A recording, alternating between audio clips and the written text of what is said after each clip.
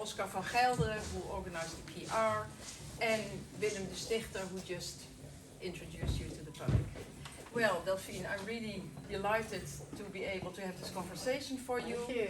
We share this passion for art, Yeah. especially contemporary art. And so I was really happy when I got invited to interview you. Mm-hmm. And I have some questions. I sent them to you already, so you're a little bit prepared. But I was in the first place very curious to know where your love or your passion for art comes from. Was it your family who introduced you to art, your friends, school, a book?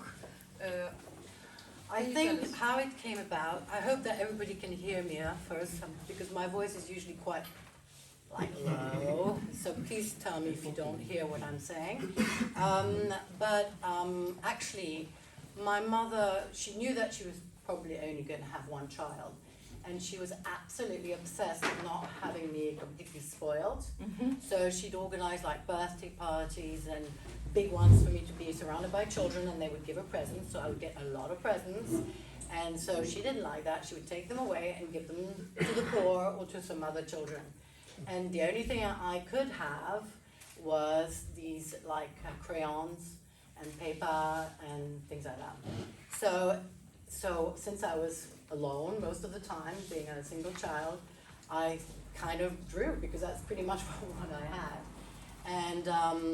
And I realized that I loved it actually, Mm-hmm. because I always found the world outside was quite scary and grey, and by coloring and doing some drawings and putting them on my walls and stuff like that in my bedroom, I'd be surrounded by my own world of color.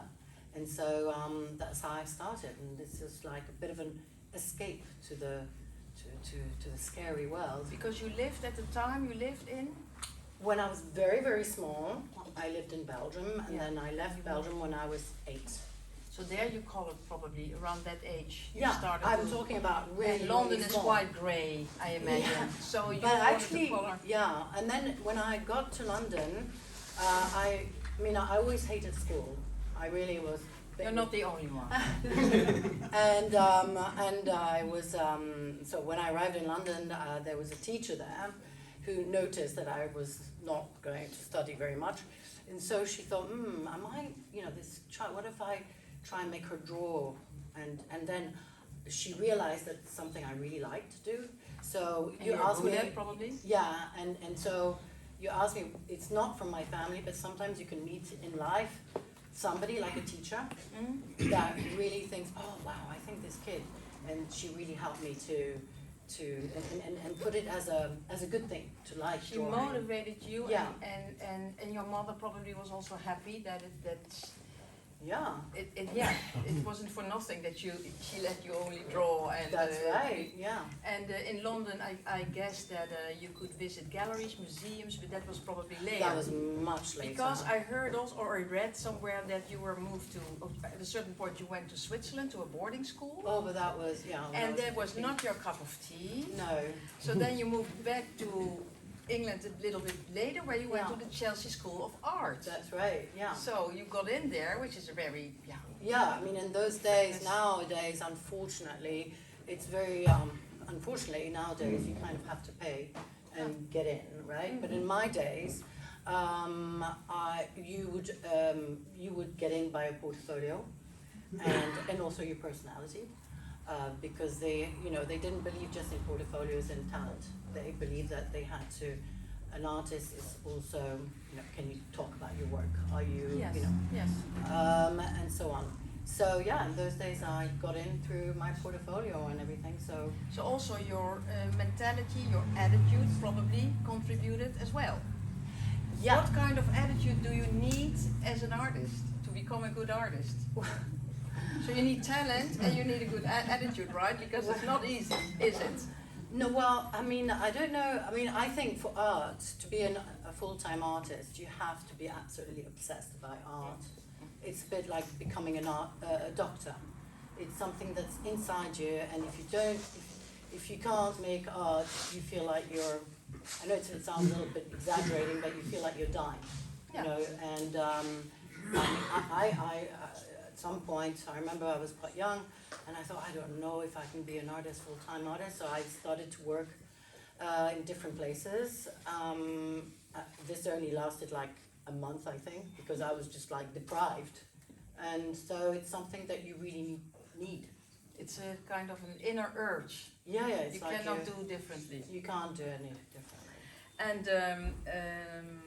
talking about the Chelsea School of Art, London is famous for its art schools, like the school where the young British artists came from, the Right. Goldsmiths. Yeah. And you got the chance also to meet an artist such as Tracy Emin. Maybe not everybody knows who Tracy Emin is. Maybe you can explain better than me because you met her, right? Well, I met her a few times. I mean, you said on my paper that she likes my work. I have no idea. Yeah, if I she's read ever, that. if I read she's- I don't know whether she likes my work because I don't know if she's ever seen my work. But it's an artist that I got to know very young. She's what I call an emotional artist. What I mean about emotional artist, she's very autobiographical. What I love about this artist is that she shows vulnerability. Sorry, I can't say the word very well. Yeah. And makes it beautiful. And there's no taboo for her. And I find that absolutely so important in life. For example, right now she's just recovering from bladder cancer. And she's made photographs of her bags, what she wears, and she writes about it. She talks about it, and I really like that because I think to have taboos, for example, about disease when it's something human, and human beings we do get disease, is something very important because if you make it as a taboo, it isolates people. Yeah. And so she's done different subjects of things that people would go, oh, how disgusting, you never talk about that. But it's human, and it should be, it's beautiful to be vulnerable.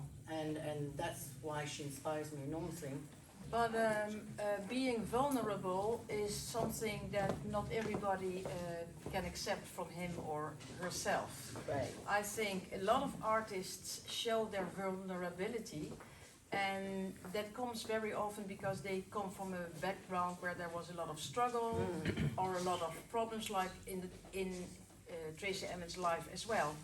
But the message that you bring, I mean, you share like a complex background, we can say that, but I think compared to Tracy Emin, your message is very optimistic, is very positive. I mean, we were discussing these paintings, Our Future is Fucked, and you explained to me that these were made 10 years ago. More than 10 years ago. When we said our future is fucked, it could be ironic, or Yeah, it could yeah. be like, It was. whereas if you see the message now, Oh, I would never do that today. I would never make work like that today. why? Today. Why?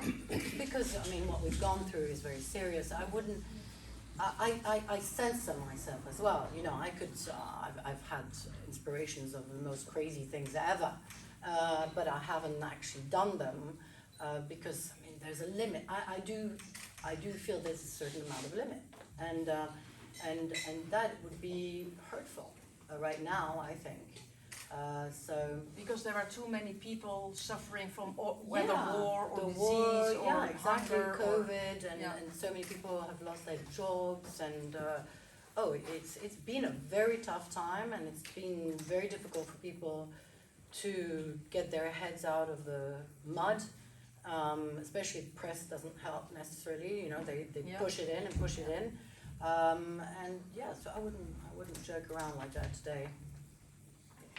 Talking about your art, we are happy to be surrounded with the selection of your works that show effectively the struggle and the happiness in life. As you say, you don't want to have taboos, like life is not only happiness and No. not only joy. You need the mud, you need the struggle Yeah.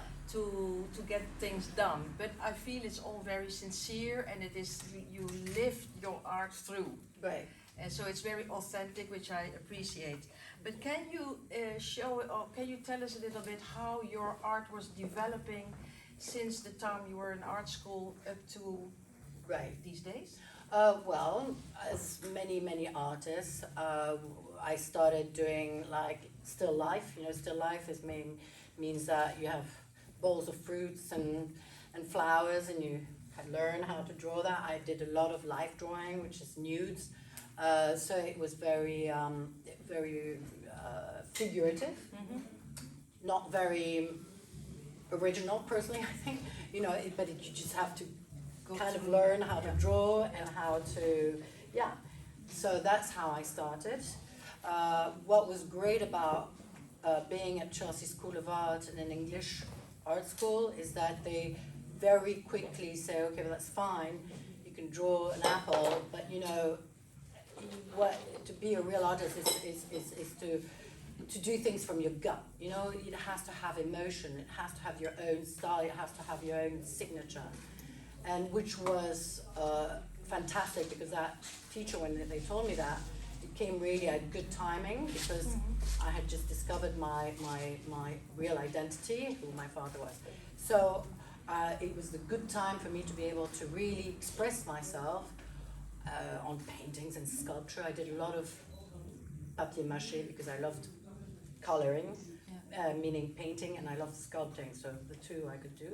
And so I started really doing kind of autobiographical work.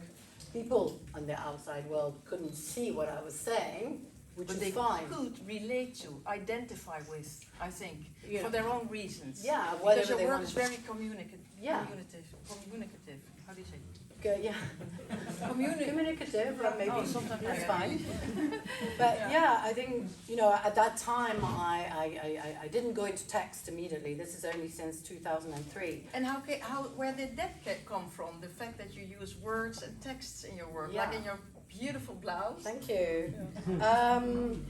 Text is, I realized quite old how words are so powerful. For example, if I tell you something really nice, like you're looking beautiful, and something like that, you feel good. You come out, you say, well, that was a nice compliment.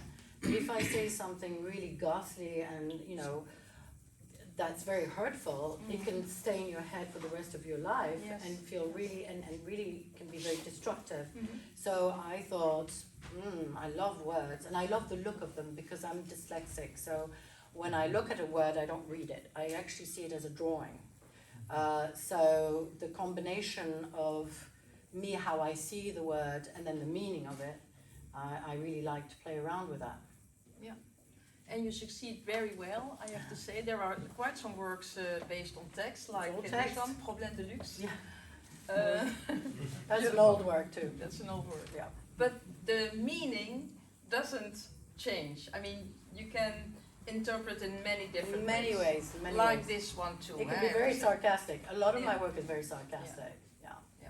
It's like also Tracy Emin. I think that's a bit the Anglo-Saxon influence. Yes, exactly. But I was watching, of course, also your website. I wanted to dive a little bit into your art, and then I read this about your art. And I want to know if you agree with the statement. Delphine is a statement artist and colorist. So far, so good. Yeah. You admit that. From painting, video, sculpture, and neon, her artworks are vibrant, playful, and quirky. Quirky. Quirky. Yeah, I love that word, quirky. What is quirky exactly? And is it true you are yourself also a little bit quirky, aren't you? Do you know that? I mean, I dress quirky because my shoes and stuff. But I'm actually the most conservative babonica that you would ever meet. True. I'm really actually boring. I'm very disciplined. I work out every day. I go to, I'm very serious. So, but you need that to become a good artist. Yeah. You need that. It's also a myth that artists can do. You're absolutely right. Good artists. Yeah, people think we smoke determined. joints and it's kind of, no. Maybe you do. No, in the right moment. I like wine, but I don't like drugs. So what I really liked about the statement is when it says that your works are capable of lovingly inspiring the dispossessed, while also abruptly bringing the powerful and prideful back to reality. Yes, I like that. I mean, you use your artwork to make a statement. And why is that so important for you? I think when I was very young, I wanted to be a psychologist. Then I realized, oh gosh, I'm way too sensitive for that. So I love the idea of being able to help myself and other people through art. And so, like for example, I did in a museum show, I showed one of my pieces was a very small mirror, very beautiful antique mirror, and on the mirror I scratched with acid and I wrote "fuck perfection." And so and I find this a very powerful message and a very important one, especially to our young ones today. And it was just the most fantastic thing, because when these schools would come to visit my show, I had some messages on my Instagram from really young kids, teenagers especially, saying that that was their favorite work and how much it helped them. And it was just like, okay, this is what my work is about. It's about sort of, a lot of these messages is also to help me. When I write them, it helps me. But it's also, I love the idea that if it can help other people, that's really what my work is about.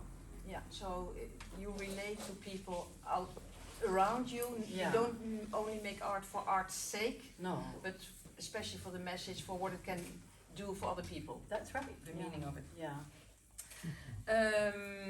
And then, you work with Gallery Guy Peters in Knokke, but I saw also their gallery in Saint-Tropez the other week. I was there, so it's a quite renowned gallery. Probably most of you know that gallery. And you had an exhibition there, a solo exhibition called Attitude. Yes. And we also already mentioned it before, but in the catalog it says, I have learned that my attitude is the only thing that I can control.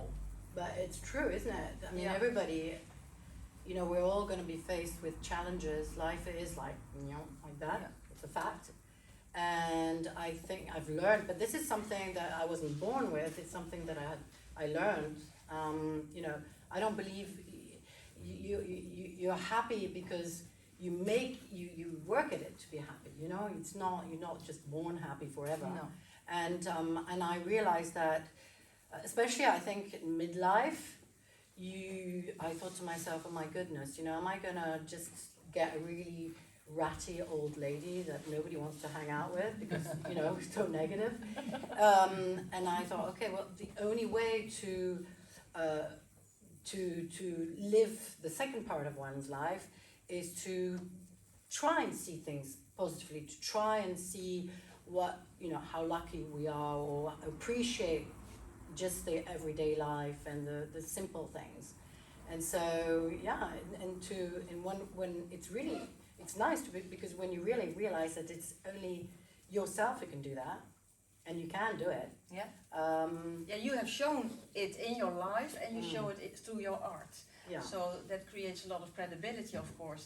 But I'm happy for you that you make your art in a period that a lot of art, female art, gets more attention than until very, very, very recently. I know. Until maybe the Me Too period, so Yeah. very recently. And that means that emotions, vulnerability, female subjects, dilemmas, taboos are now in the open and appreciated. So probably that helps a lot also to get the message out. That's right. Yeah. And I'm happy for you about that. It's good timing. It's good timing. It's but you use it in a good way. But it's, But your attitude is positive, whereas a lot of female artists, they talk, and you read it in their books and catalogs, how much they suffered to be an artist and to be a wife and a mom, and nobody accepted it, and they never got a gallery show because female art didn't sell. So luckily enough, these times are over. Yeah, we're getting there. Yeah, but it hasn't been easy for women, that's for sure. But we're getting there. Yeah. We're getting there. Yeah, but for instance, you are also a mother. You have young children. How do you combine all the roles you have in life? It's difficult. And you bring them to all museums and galleries, or? Well, yes, I do, and I have to say, when they were since little, and at some point they were like, no more art, please. And now, so we thought, okay, well, we're not going to do this anymore because they're going to start hating my, and so now we went, during COVID, we couldn't travel much. So we kind of traveled a bit in Belgium, and we went to Antwerp, and we thought, no galleries, no museums, nothing. And they were like, and at the end of the day, they're like, what happened? Why didn't, I was really hoping to go to the Mass Museum, and I was hoping to go and see this gallery and that gallery, and so now they're the ones dragging us to the galleries and the museums. Very good. Yeah, That's and they very do it good. by themselves. I mean, they really actually love it now. No, So they're it's proud. really nice. They're Yeah, proud. they love it. Okay, so you, in a short amount of time, you have quite some success, I have to say. You have shows all over the place, in galleries, in museums. Is there still something you dream on as an artist? I don't think it's that short of a time, because when you think I started at like 17, That is true. and I won't say my age right now, but I'm not young. It's been a very long journey. The success doesn't happen overnight. I worked so hard at it. So it's I'm proud because I really worked at Yeah. it. Yeah. So yeah, your question about Is there still something you dream of?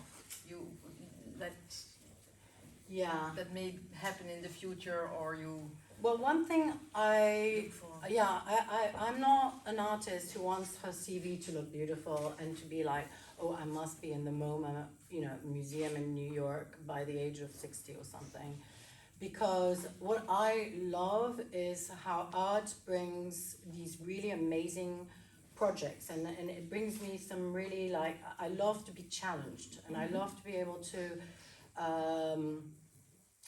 get to know different languages of art. Like, for example, with Dancing with the Stars, I really wanted to do that because I wanted to learn how it's possible to be able to express myself. Can through you explain movement. a little bit this project, which was really a very special project? Yeah, it was kind of Challenging. unexpected from a person like me, but especially that I don't dance. So I imagine you've seen Dancing with the Stars, or you've heard of it? Mm-hmm. Yeah.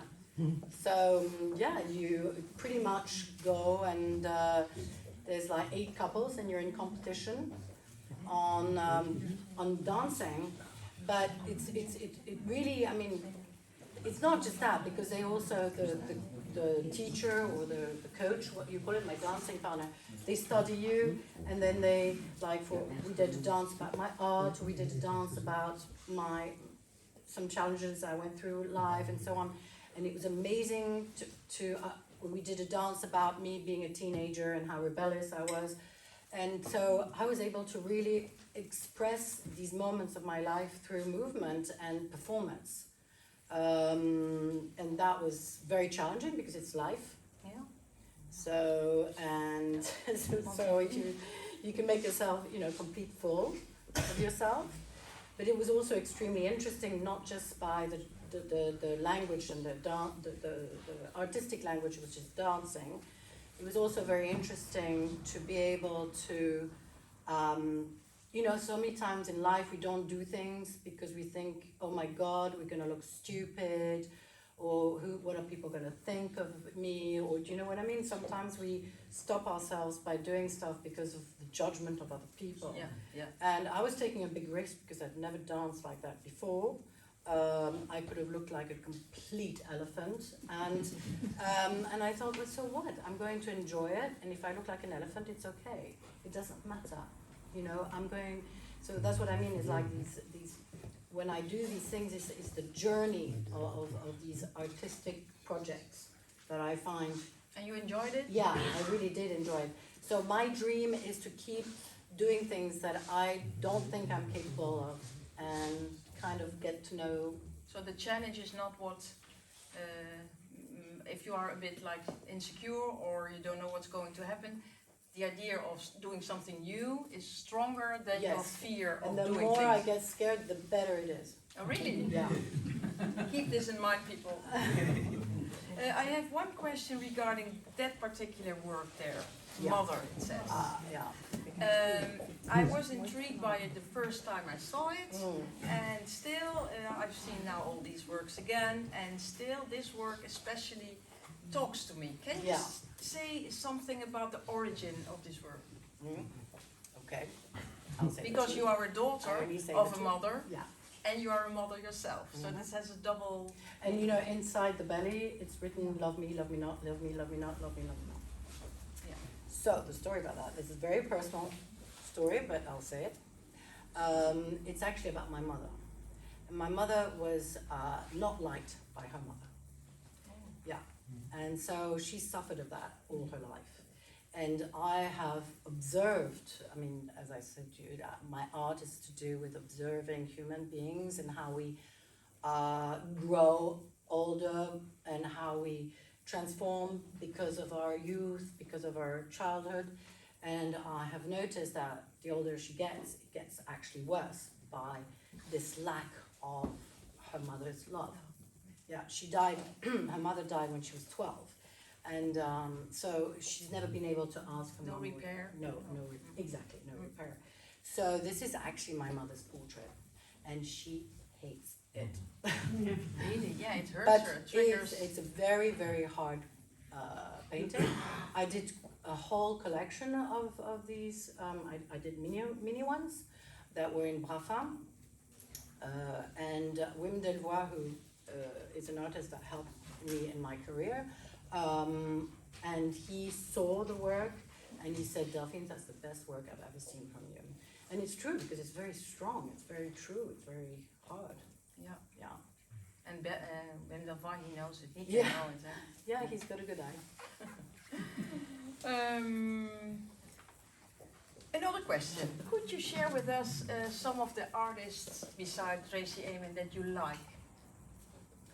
Well, yeah. Do you collect yourself, by the way?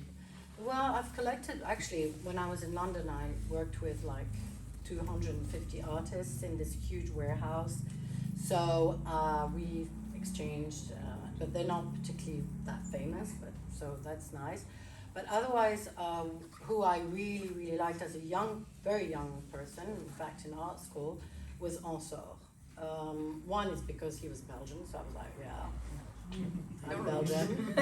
Yeah, sure. And I thought it was very beautiful. I liked how he did masks over people and how these masks talk to me, like how people can be hypocritical or things like that and hide behind a mask and things like that. That already talked to me a lot, and I just thought his work was wonderful. Yeah. So that was an artist from an older generation, let's say. Yes. But in the generation of your art, your generation, let's say, of even younger artists, what kind of art inspires you or you like to look at? I change all the time. You know, I have to admit I like Thomas, but he's also older. Yeah, he passed away already. Yeah. The Young. age of 80 something. Yeah. But he's a very contemporary artist. That Yeah, inspires this Yeah, I love it. I mean, generation a yeah. lot. But you are a multimedia artist. You Yes. work with neon, you work with works on paper, works on canvas.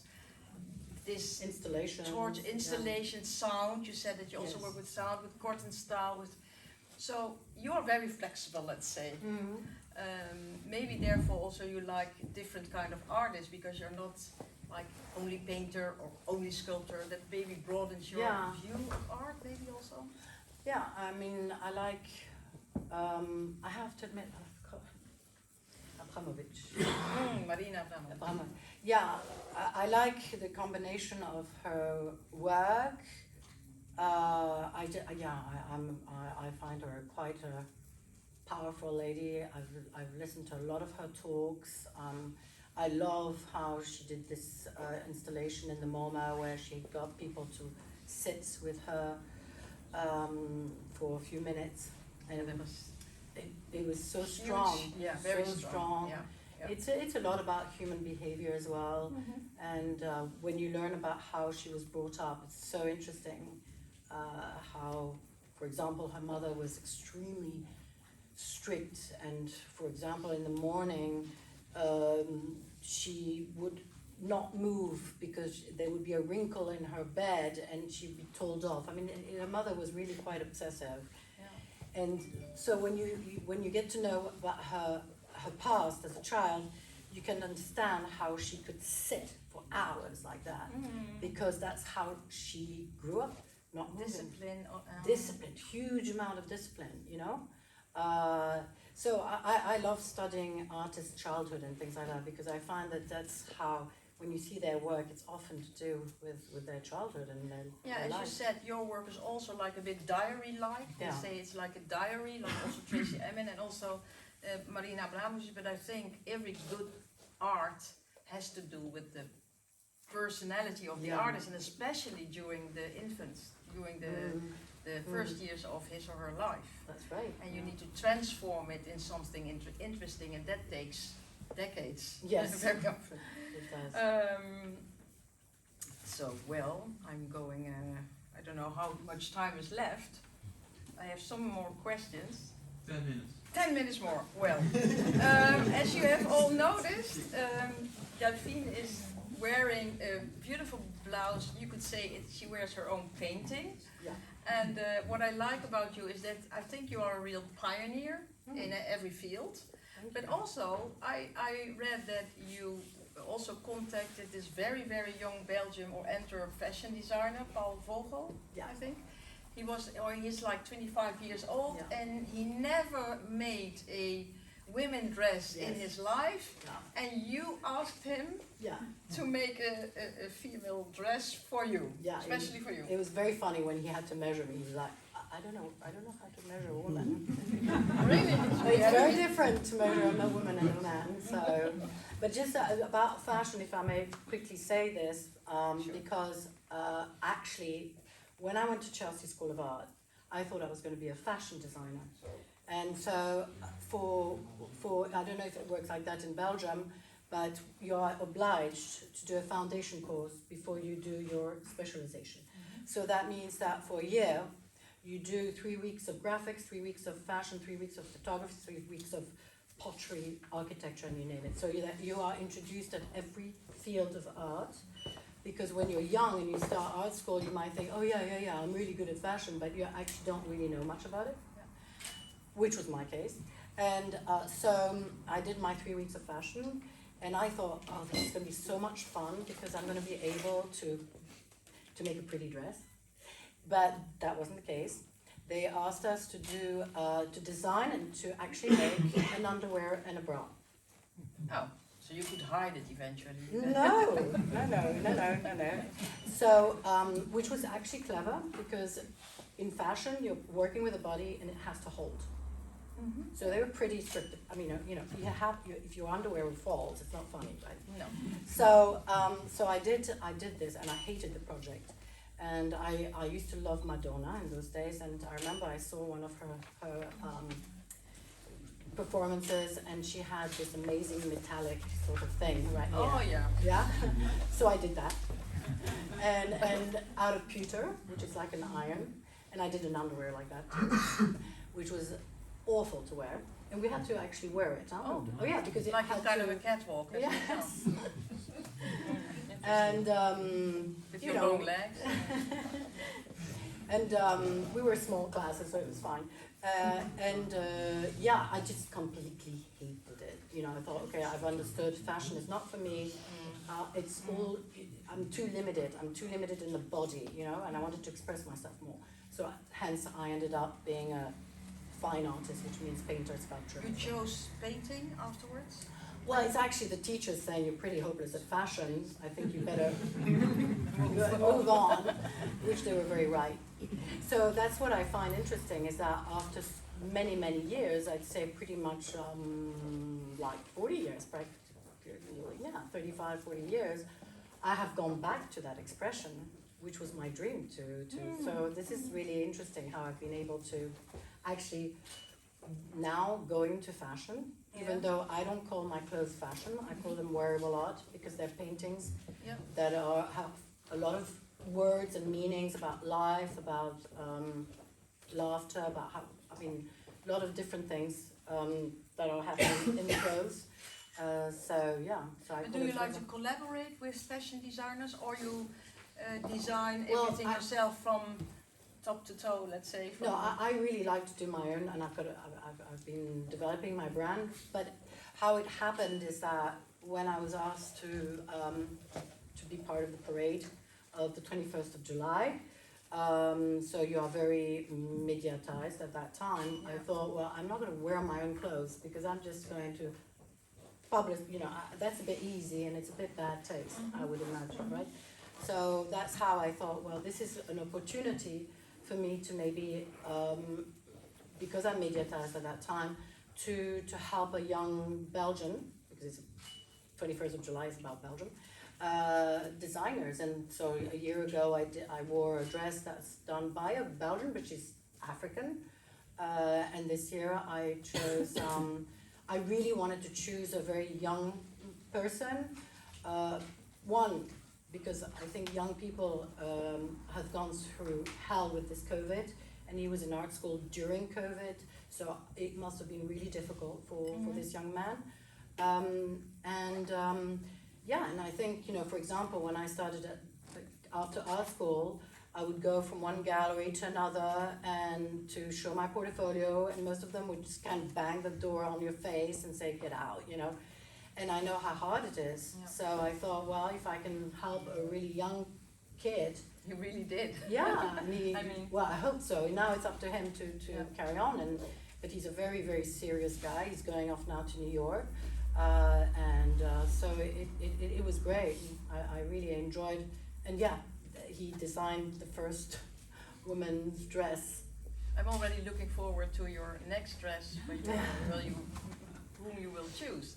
But anyway, you made a statement, and I think that's very positive, and that suits your personality. Also, I heard that you also sometimes give or teach art in hospitals. Is that right? Well, actually, see, that's what I like about art is that, for example, I never thought I would be able to work with handicaps, and so I was asked to go and do a workshop with handicaps, and I did.